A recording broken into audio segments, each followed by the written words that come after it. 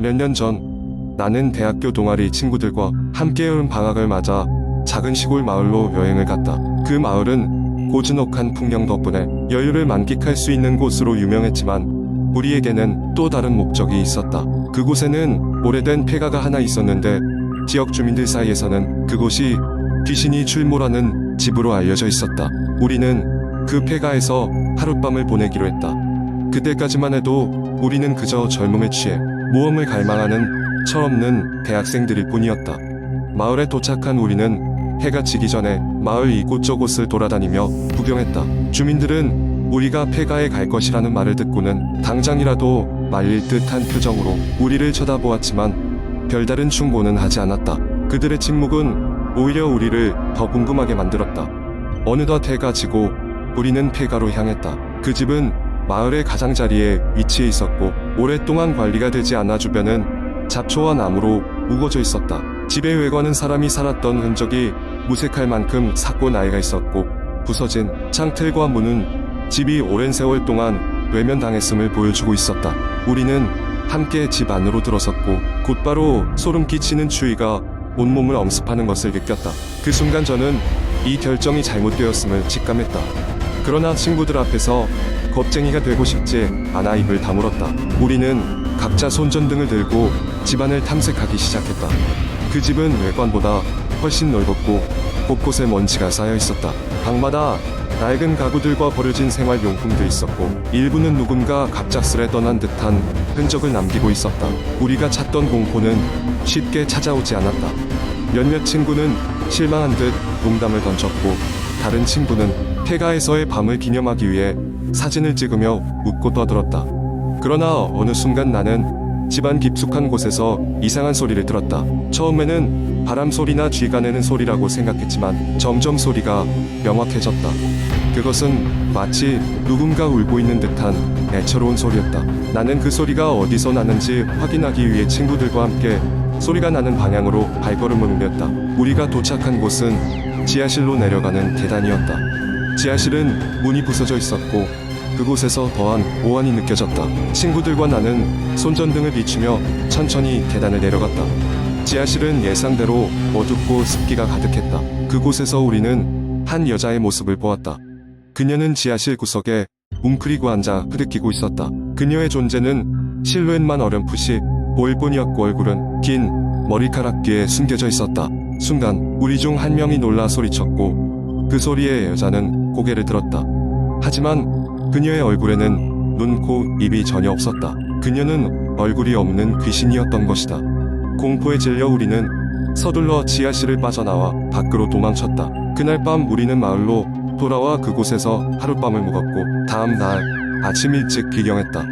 이후로도 친구들과 가끔 그날 이야기를 꺼내며 서로를 놀리곤 했지만 그 장소에 다시 가고 싶다는 사람은 아무도 없었다. 이 썰은 시간이 지난 지금도 여전히 우리 사이에서 가장 소름 끼치는 경험으로 남아있다.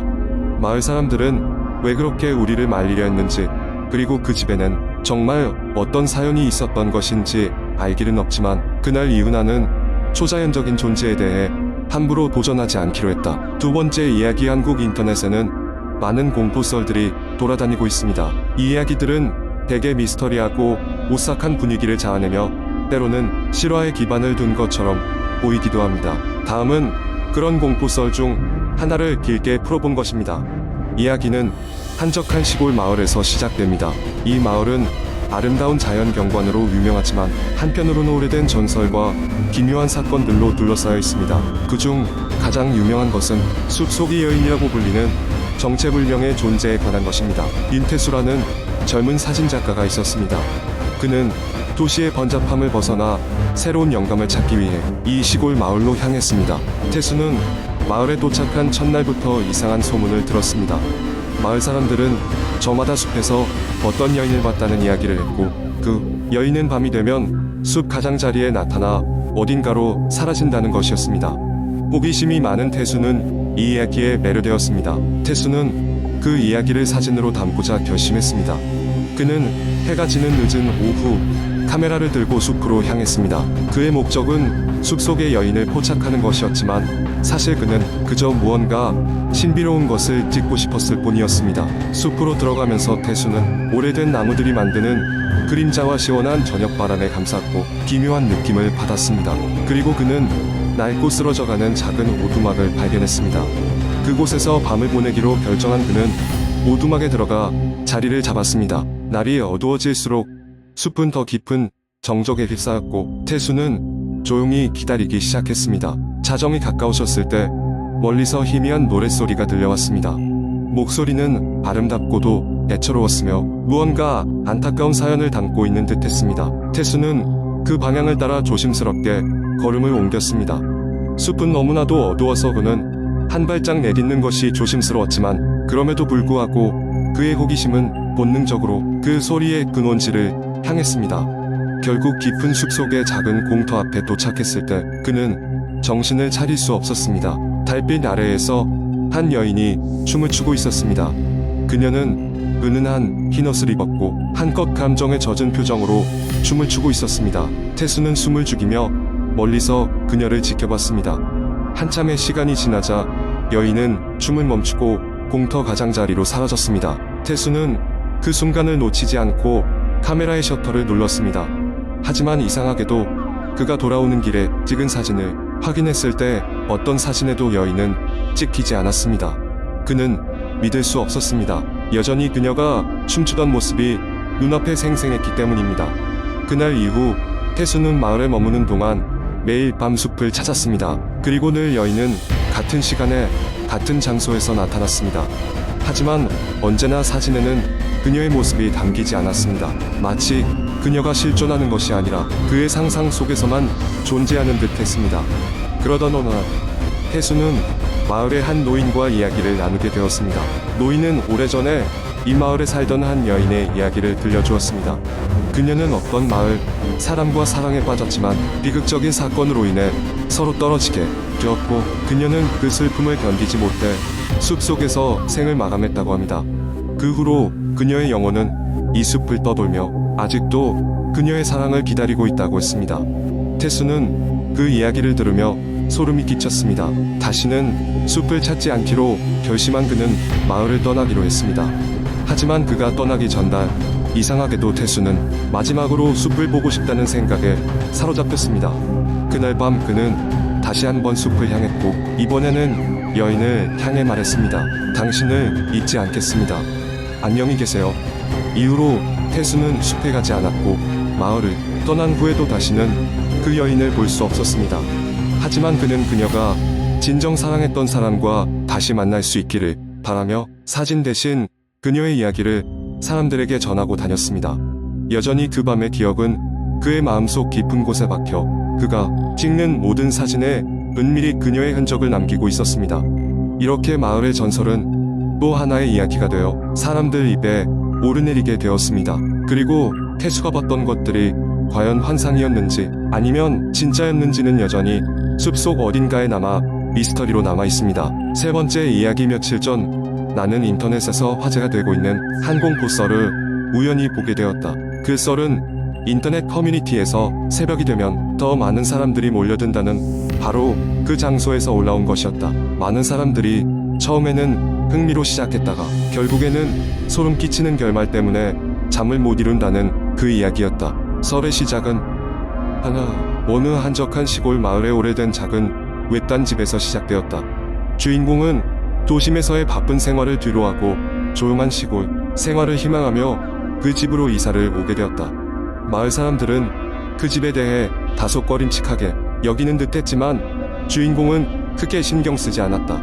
오히려 그는 아름다운 자연과 맑은 공기를 만끽할 수 있어 만족스러웠다. 처음 며칠은 아무 이상이 없었다. 그런데 어느 날 밤 주인공은 이상한 소리에 잠에서 깼다. 마치 누군가 집 밖을 서성이는 듯한 발소리와 낮게 깔린 중얼거림이 들려왔다. 그는 창문 너머로 아무도 없는 것을 확인했지만 그 소리는 멈추지 않았다. 다음 날 아침 그는 그 소리에 대해 마을 사람들과 이야기를 나눴지만 그들은 에둘러 마을 전설에 나오는 산길의 목소리일 수도 있다며 주의하라고만 했다. 그날 밤도 어김없이 그 소리가 들려왔다. 주인공은 수면을 방해받자 직접 그 원인을 찾기로 결심했다. 손전등을 챙기고 문을 나섰을 때 차가운 공기가 살갗에 닿았다. 그는 소리가 나는 방향으로 걸음을 옮기기 시작했다. 산길 끝자락에서 그 소리는 더욱 커졌고 주인공은 그곳에 서 있는 낡고 버려진 조각상을 발견했다. 그 조각상은 오래된 나무로 만들어져 있었고 누군가가 그것을 보살피지 않은 지 오래되어 보였다. 조각상의 눈은 어둠 속에서 주인공을 응시하는 듯했고 그의 등골을 서늘하게 만들기에 충분했다. 주인공은 조각상이 이상한 소리의 근원이라고 확신했다. 더 이상 여기에 있을 이유가 없다고 판단한 그는 다시 집으로 돌아갔다. 하지만 그날 밤부터는 더욱 기이한 일이 벌어지기 시작했다. 창밖에서 조용히 들리던 중얼거림은 이제 그의 방 안으로 들어와 속삭이는 듯했다. 더나 라는 희미한 소리가 귓가에 맴돌았다. 주인공은 마치 누군가가 그의 귀에 대고 속삭이는 듯한 느낌에 곤두섰지만 용기를 내어 이 상황을 해결하고자 마음을 단단히 먹었다. 그는 용하다는 퇴마사를 찾아가 도움을 청했다. 퇴마사는 마을에서 불길한 기운을 느낀다며 주인공이 집에 들어가기를 꺼려했지만 결국 들어오게 되었다. 퇴마사는 주인공의 이야기를 들은 뒤 그 집과 주변의 역사를 알아보는 것이 선행되어야 한다고 말했다. 조사 결과 주인공이 이사온 집은 오래전 비극적인 사건이 있던 집이라는 사실이 밝혀졌다. 그 사건은 마을에 큰 충격을 주었지만 시간이 지나며 사람들의 기억에서도 일부 사라져버린 듯했다. 퇴마사는 집과 조각상에 얽힌 과거의 사연이 여전히 영향을 미치고 있다며 모든 상황을 정리하기 위해서는 집을 떠나는 것이 최선이라고 조언했다. 주인공은 마을 사람들이 드러내지 않은 진실을 마주하며 그곳을 떠났다. 하지만 여전히 낡고 오래된 그 집은 홀로 서 있고 밤이 되면 어김없이 이상한 소리가 마을을 맴돈다는 후문이다. 이후 인터넷에서는 이 공포설을 두고 수많은 이야기와 추측이 난무했지만 정확한 실체는 아무도 모른 채 전설로 남아 돌고 있다. 언제 어디서나 마주칠 수 있는 미지의 세계에 대한 경고처럼 말이다.